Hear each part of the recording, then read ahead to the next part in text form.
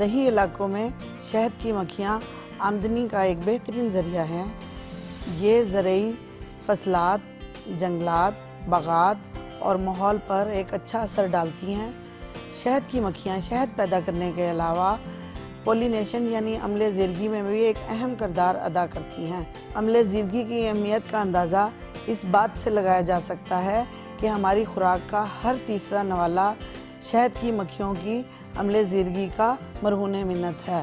اب تک 27,000 لوگ اس ٹیکنالوجی سے مستفید ہو رہے ہیں۔ مگس بانی کے فروغ میں کوئی منفی پہلو نہیں ہے۔ یہ تھوڑے سرمایہ کے ساتھ شروع کیا جا سکتا ہے۔ دوسرے زرعی عوامل اس سے متصادم نہیں۔ صرف شہد کی مکھی ہی پھولوں سے شہد حاصل کر سکتی ہے۔ مختلف فصلوں اور جنگلات میں عملے زیرگی کرتی ہے۔ پہلے سال سے ہی آمدنی شروع ہو جاتی ہے اور مستقل جاری رہتی ہے۔ شہد کی مکھیاں شہد کے علاوہ دوسری مصنوعات یعنی پولن، پروپلس، رائل جیلی، نہلی موم یعنی بیز ویکس بھی پیدا کرتی ہیں۔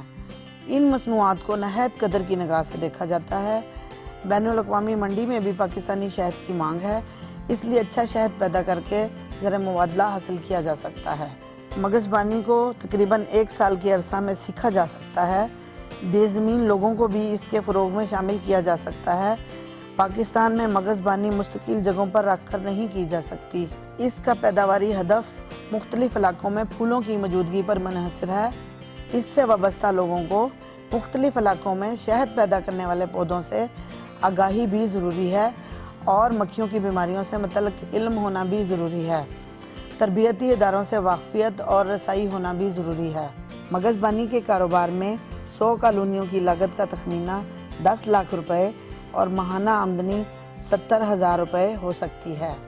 یہ کاروبار اس وقت قابل عمل ہوگا جب مگس بان مکمل طور پر تربیت یافتہ ہوں اور مکھیوں کو دیے گئے مائیگریٹری شیڈول کے مطابق ایک جگہ سے دوسری جگہ شفٹ کر سکیں اور موسمی حالات سازگار ہوں۔ اس کے علاوہ کسی بھی قسم کے زرعی مشورے اور مسائل کے حل کے لیے PARC کی ٹول فری ہیلپ لائن 0800 8442 پر پیر تا جمعہ صبح 9 بجے سے دوپہر 3 بجے تک مفت کال کریں۔